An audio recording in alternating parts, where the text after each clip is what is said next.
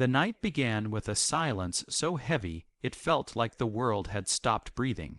A small Florida hospital stood under the humming glow of fluorescent lights as paramedics rushed through its doors carrying a lifeless 2-year-old girl named Jacqueline.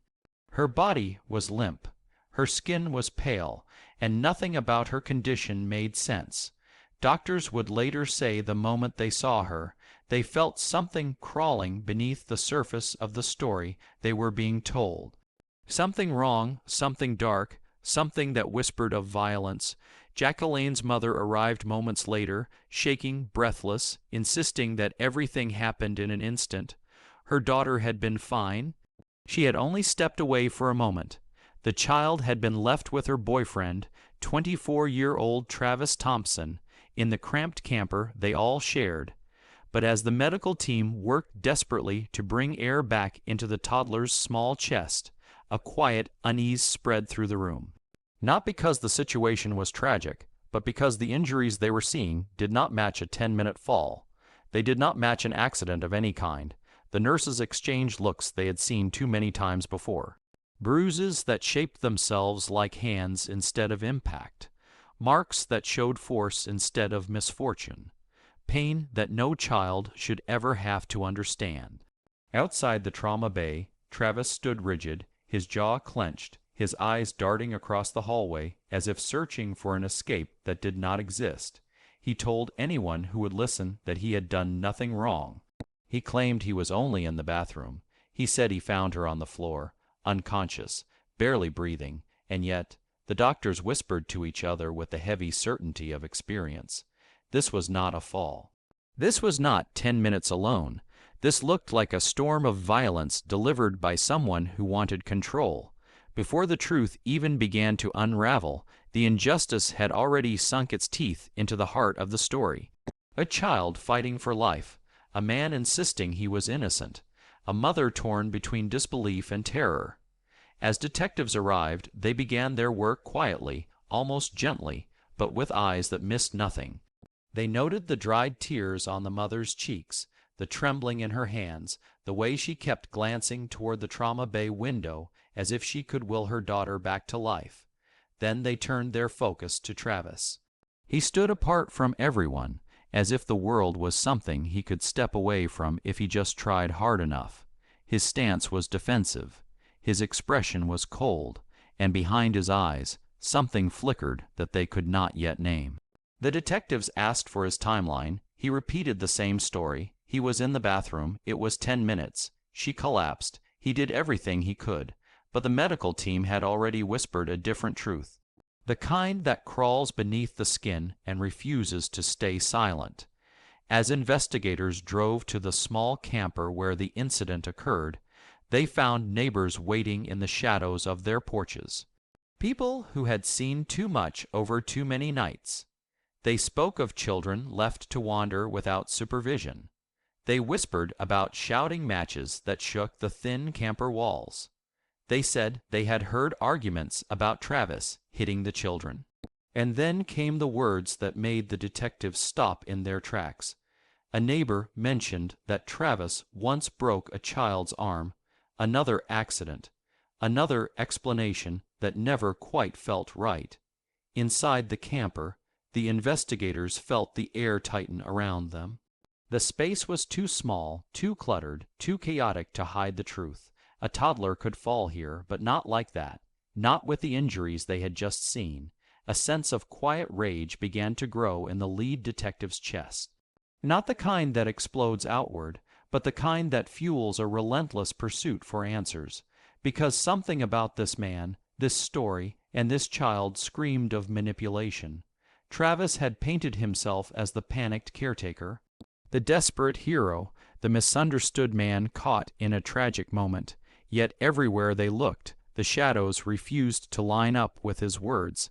Back at the hospital, the machines monitoring Jacqueline's tiny body beeped in a slow rhythm that felt like a countdown. Doctors worked against time, but her injuries had already carved a deep line between hope and inevitability.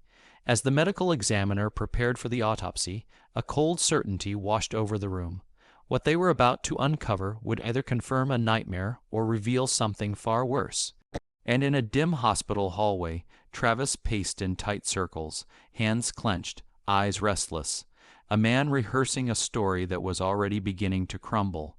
The detectives returned, stepping into the hospital with the weight of the neighbors' warnings still pressing on their shoulders.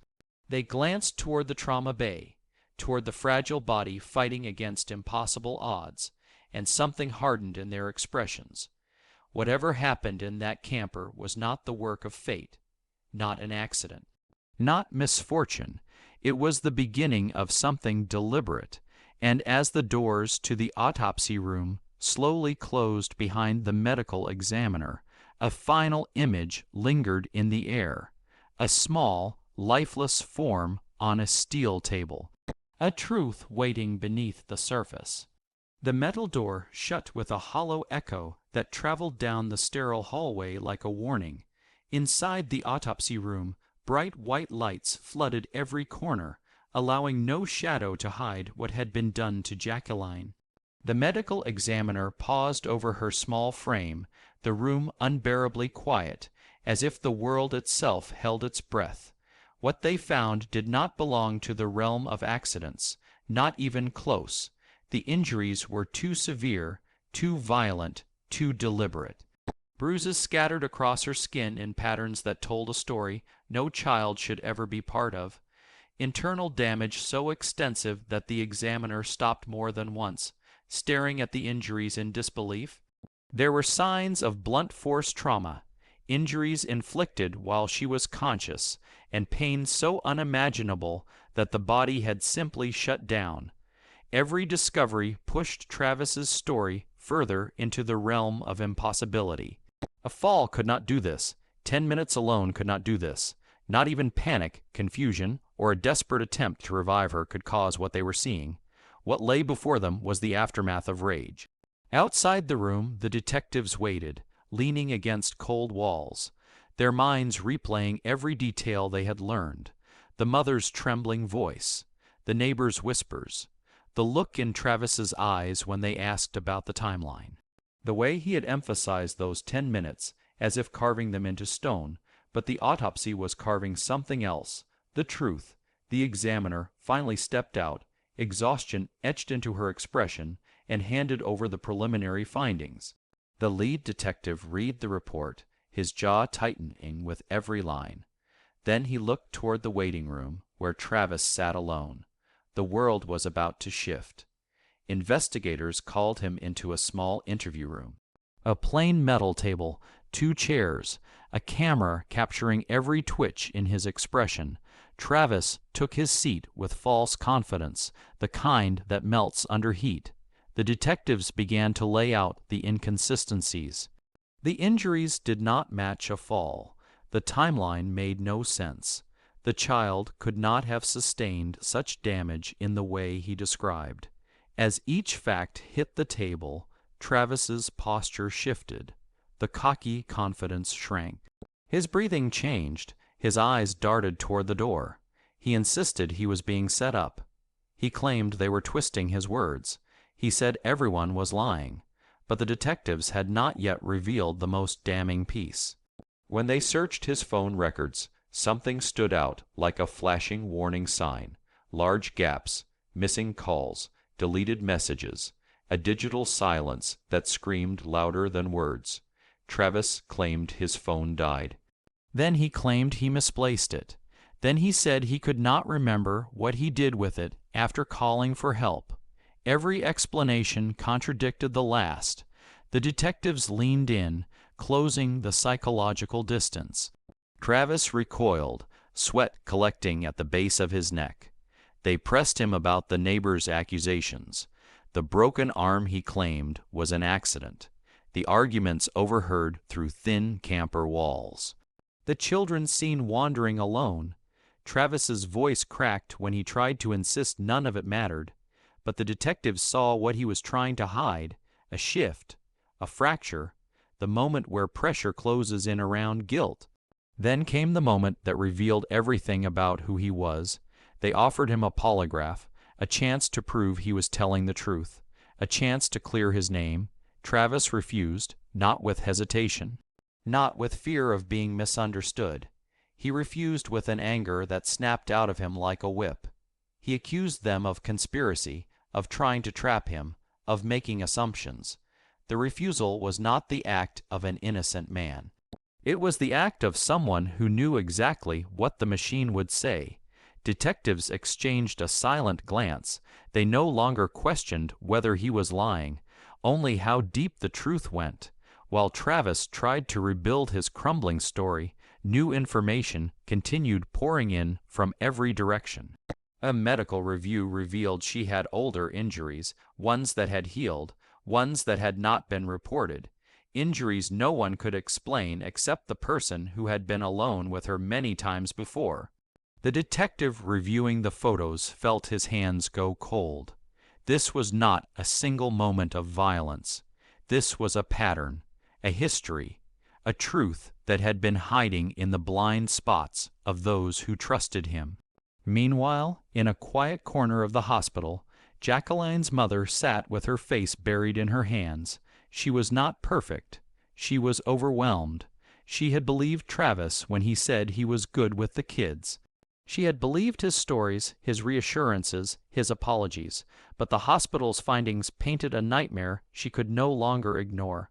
As detectives re-entered the interview room, Travis stiffened. He sensed the shift. He sensed the evidence closing in like a tightening noose. They placed the autopsy report on the table between them. The room seemed to shrink around him. The lead detective spoke calmly, his voice low, steady, unshakable. Travis's eyes flicked to the report, then away, as if refusing to acknowledge the weight of what it represented. The detectives described the injuries one by one, the internal bleeding, the fractures, the trauma inflicted when the child was still conscious. With every detail, Travis's breathing grew faster, his hands tightened into fists, his face reddened, the walls he had built were collapsing, and then came the detail that broke him. The examiner had found evidence of force severe enough to cause instant unconsciousness, something that could not be caused by CPR, something that could not be caused by panic, something inflicted while she was still awake. Travis's eyes widened. For a split second the mask slipped. Fear, real fear, not for Jacqueline, for himself. The detectives leaned back, letting the silence stretch. Travis swallowed hard, trying desperately to gather the pieces of a story that no longer fit together. He accused the doctors of being wrong. He accused the mother of lying. He accused the neighbors of fabricating everything, but his voice shook. His certainty evaporated. The truth had found him, and it was clawing its way into the open. Then came the call that shattered whatever hope he had left. The hospital declared Jacqueline's condition irreversible. Her body had endured more than it could survive. She was gone. The detectives watched Travis closely. His reaction was not grief, not shock, not the devastation one would expect. It was calculation, a silent flicker of awareness that everything had changed, because now this was no longer a child abuse investigation. It was a homicide. A shift swept through the room. The detectives' tone darkened. Their questions sharpened. The battle lines were drawn. And as Travis sat in that cold metal chair, with his excuses crumbling, the truth moved one step closer to the surface. One step closer to exposing what really happened inside that camper. One step closer to justice. The room felt different now, not because anything had changed physically, but because the truth had entered like a silent storm. Detectives no longer saw a panicked caretaker sitting across from them. They saw a man standing on the edge of his own lies, clinging to a story that had already shattered. Travis shifted in his chair as the reality set in. This was no longer about a child who might survive. This was about a child who never would, and the walls around him tightened with the weight of that finality. The detectives pressed forward, pushing the evidence like cold iron across the table. Phone records wiped clean, older injuries hidden in plain sight, the autopsy that stripped the last layer of deception away. Each detail struck like a hammer. Each fact stripped away another piece of the story he had rehearsed. Travis tried to steady himself. He leaned forward, then back, then froze completely, as if movement itself might betray him. He kept insisting he was innocent, but his words floated above a body language that had already confessed. The detectives watched the cracks widen. Then they pushed the final piece. A forensic analysis showed that some of Jacqueline's injuries were inflicted within minutes of her collapse, not while performing CPR. Not during panic.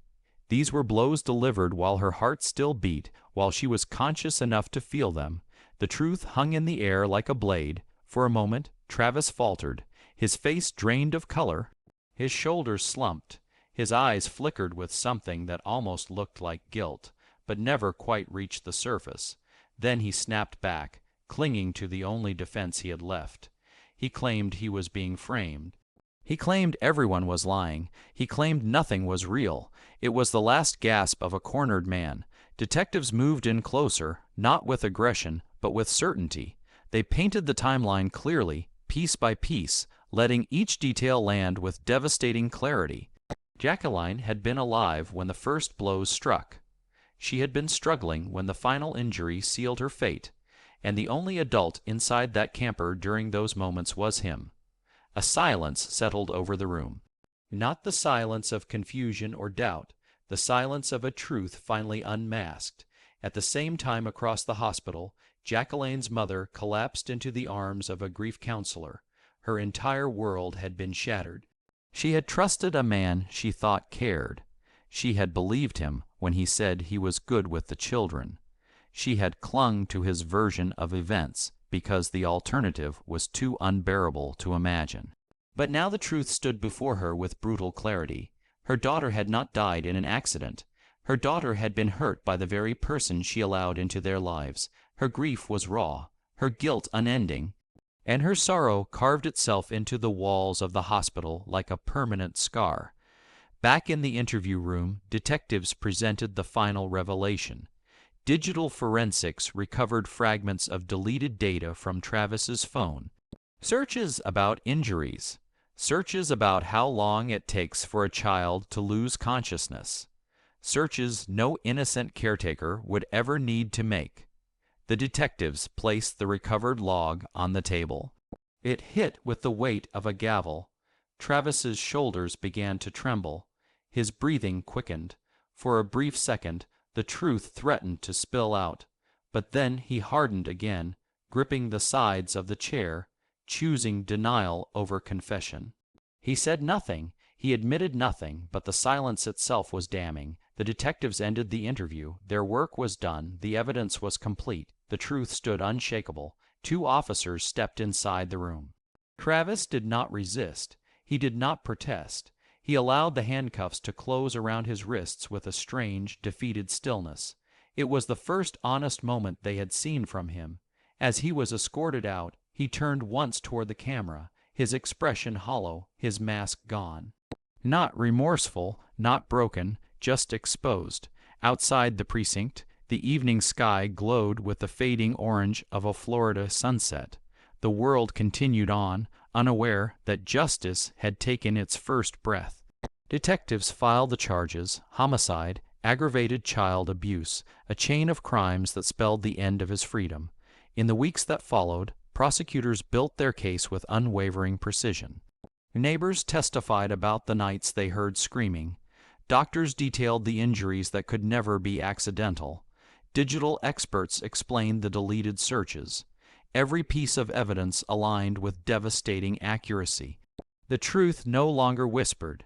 It roared, and the courtroom became the place where justice would finally speak. Travis sat through the proceedings like a ghost of himself, his earlier bravado erased by weeks of mounting proof. He watched every witness walk to the stand. He listened as every lie he had told crumbled under testimony. He heard the jury react to the autopsy findings, their faces tightening with horror.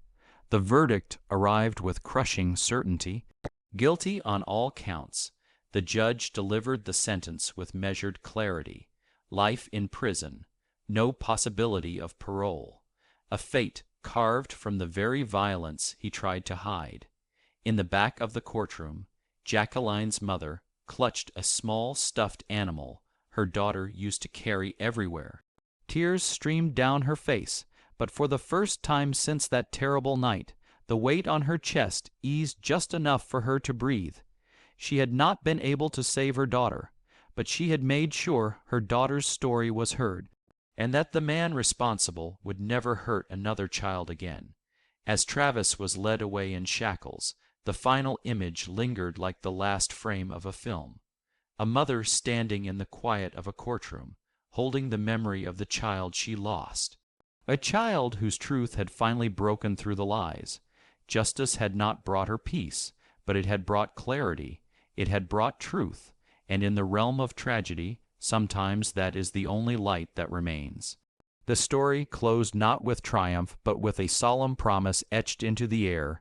Evil had been exposed, a life had been honored, and the truth, once buried in silence, now lived where it belonged.